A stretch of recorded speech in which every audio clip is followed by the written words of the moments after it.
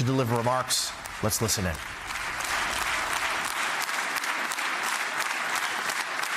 Thank you very much. Thank you very much, everybody. It's a great honor. Nice place. Very nice place. Mr. President, Mr. Prime Minister, Mr. Speaker, esteemed members of the Knesset and cherished citizens of Israel, we gather on a day of profound joy, of soaring hope, of renewed faith, and above all, a day to give our deepest thanks to the Almighty God of Abraham, Isaac, and Jacob.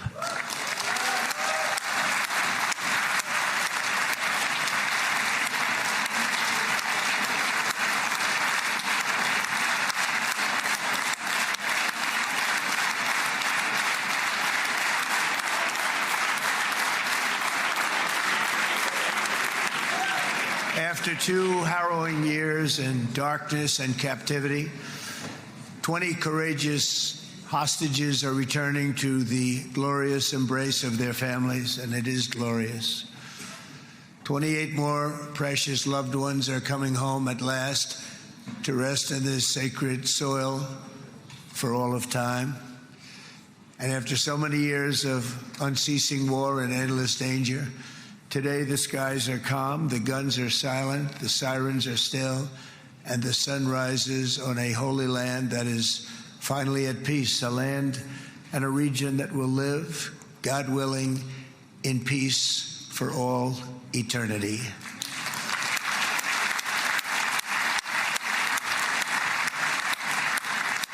This is not only the end of a war, this is the end of an age of terror and death, and the beginning of the age of faith and hope and of God.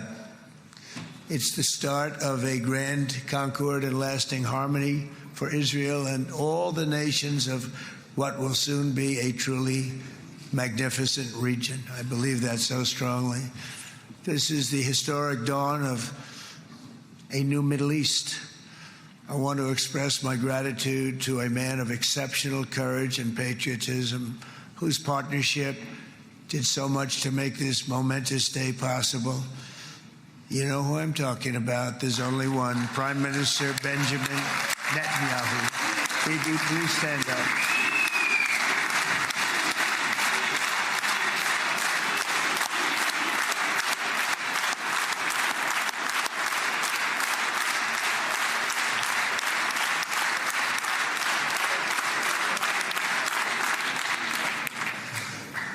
And he is not easy, I want to tell you. He's not the easiest guy to deal with, but that's what makes him great. That's what makes him great.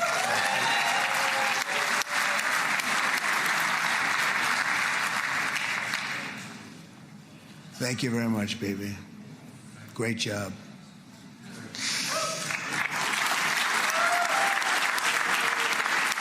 And let me also convey my tremendous appreciation for all of the nations of the Arab and Muslim world that came together to press Hamas to set the hostages free and to send them home. We had a lot of help. We had a lot of help from a lot of people that you wouldn't suspect, and I want to thank them very much for that. It's an incredible triumph for Israel and the world to have all of these nations working together as partners in peace. And it's pretty unusual for you to see that, but it happened in this case. This was a very unusual point in time, a brilliant point in time. Generations from now, this will be remembered as the moment that everything began to change, and change very much for the better. Like the USA right now, it will be the golden age of Israel and the golden age of the Middle East. It's going to work together. I'd like to thank several great American patriots for their invaluable help in getting something done that almost everyone thought was absolutely impossible. We were wasting our time. So many people said, "You're just wasting your time." But we weren't, because we had talented people working with us, and we had people that loved your country, and frankly, people that loved the region. They loved the Middle East. want to thank my friend Steve Witkoff.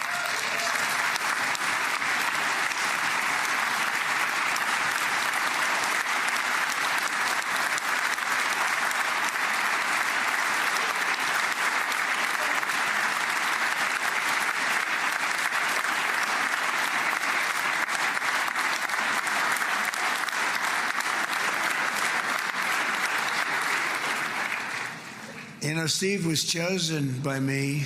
He never did this before, but I knew him as a few things. He was a great businessman, but I know a lot of great businessmen, to be honest with you.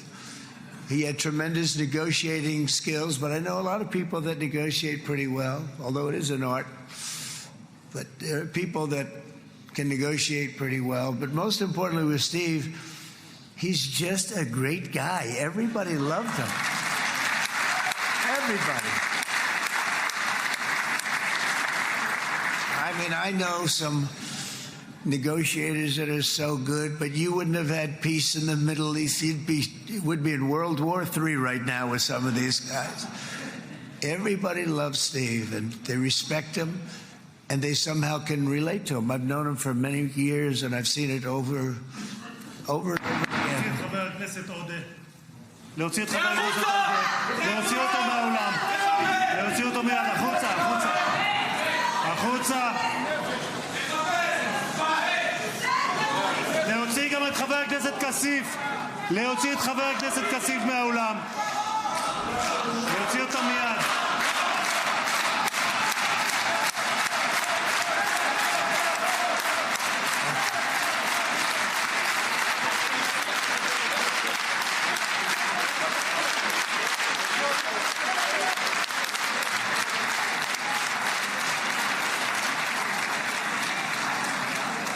Sorry for that, Mr. President. Thank you. Please.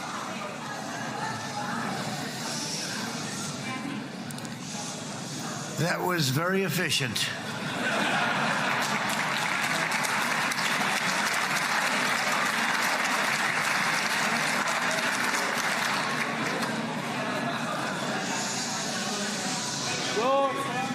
So back to Steve. He's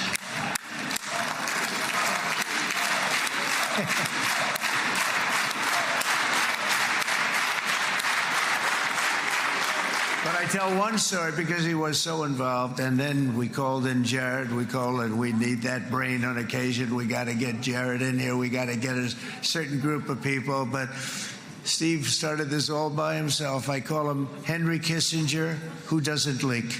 Okay? Henry is a big leaker. He leaked. Steve doesn't leak. Steve just wants to get the job done. He wants to do what's right. But I'll give you just a quick story because, as you know, he's working on the war with Russia and Ukraine, a war that would have never happened if I were president. A shame. 7,000 young soldiers a week are being killed. More than that this last week. It's a shame. It should have never happened. But it did happen, and we won the race, and I took over this horrible war that's been raging, and I thought it would be easily settled. I thought it was a hell of a lot easier than doing what we just did very successfully with Israel and a lot of other people. But this came first, and we'll get that one. But I set up a meeting for him to meet with President Putin, thinking it would be a 15 or a 20-minute meeting. Steve had no idea about Russia, had no idea about Putin too much, didn't know too much about politics, wasn't that interested. He was really good at real estate, but he had that quality that I was looking for, and I didn't see it around in too many ways. And I set up the meeting with Putin, and I called. I said, is Steve finished yet? That was about a half an hour into the meeting.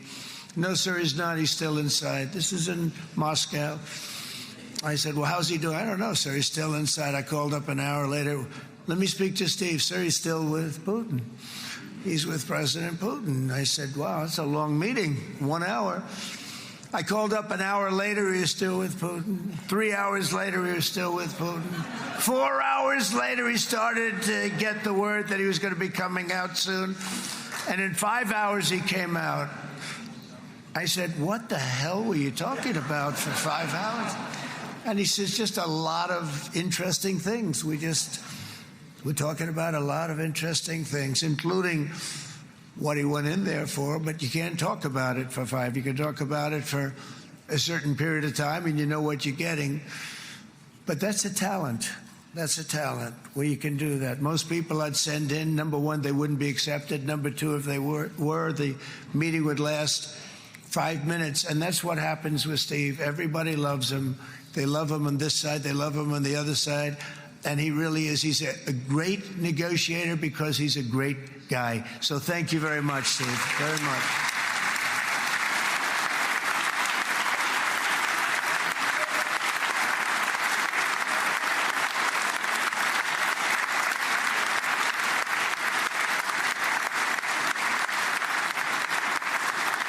And let me also give a very special thanks to someone who truly loves Israel. In fact, loves it so much that my daughter converted.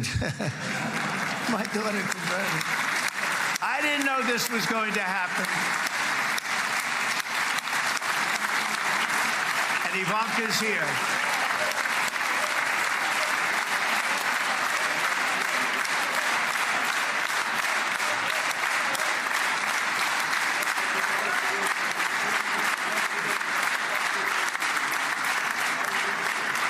And Bibi, you do know this was not in the cards for me. You understand that. And she is so happy, and they are so happy. At least I think they're happy. If they're not, we have a big story, right? No, they have a great marriage, and they get along great. They're best friends. They have a very special relationship. But Jared has been so helpful. He really did something very special.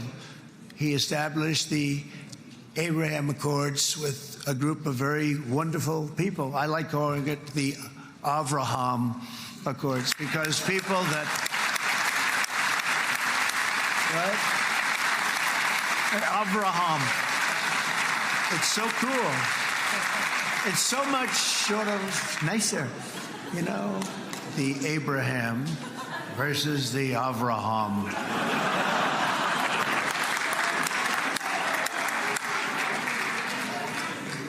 I just don't want to sound too sanctimonious when I do it, so, you know, I sort of split it up. This way we keep everybody happy. But we have some very great talent, and they have no excuses for anything that's taken place because we had some unbelievably good people working on this. And then you're going to add a man named Marco Rubio, who is also here.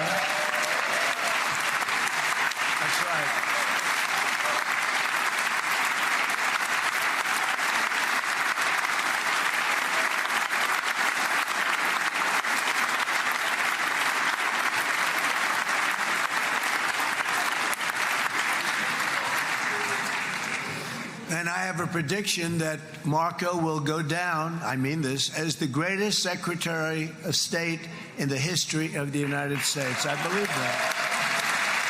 I believe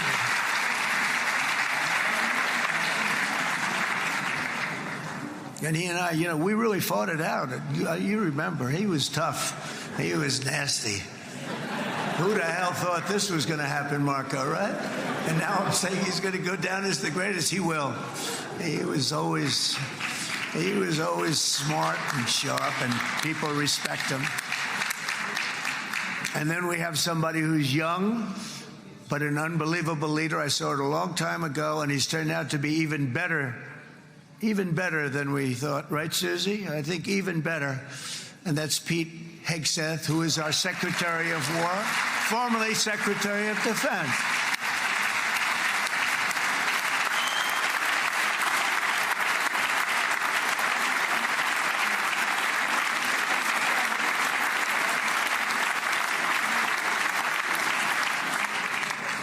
And as you know, we decisively won World War I.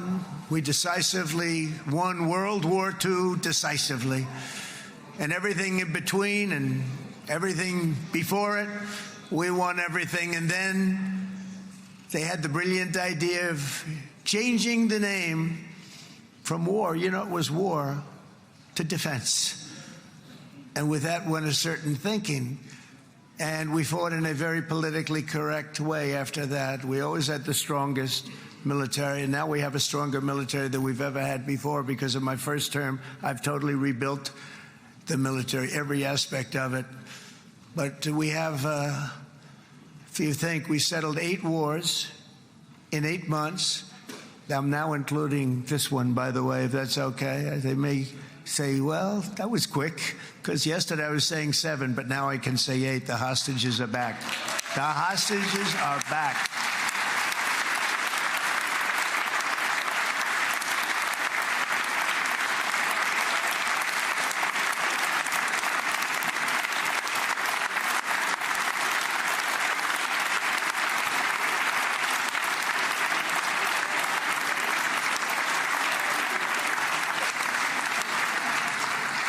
It is a good feeling. Isn't that nice to say? You know, I just said the hostage. First time I said the hostages are back. It feels so good to say it.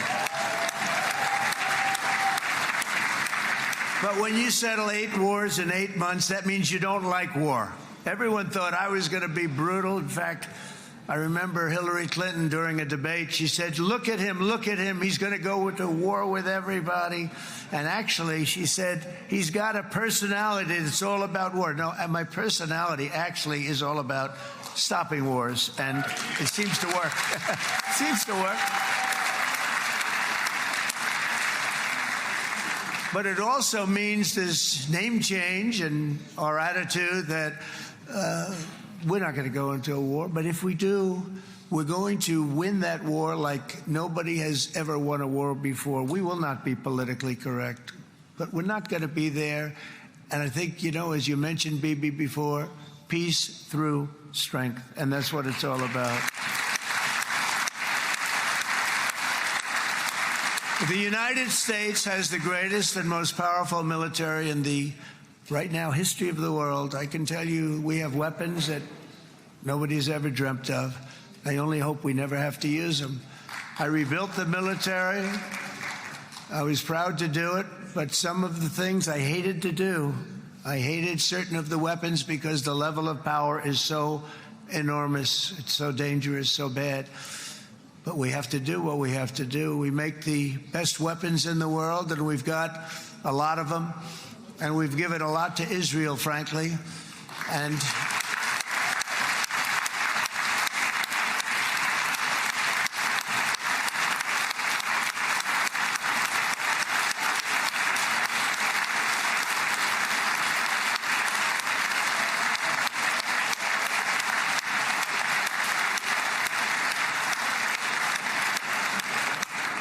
I mean, Bibi would call me so many times, can you get me this weapon, that weapon, that weapon? Some of them I never heard of, Bibi, and I made them. But we'd get them here, wouldn't we? And they are the best. They are the best. But you used them well. It also takes people that know how to use them. And you obviously used them very well. But so many that Israel became strong and powerful, which ultimately led to peace. That's what led to peace. So as we celebrate today, let us remember how this nightmare of depravity and death all began.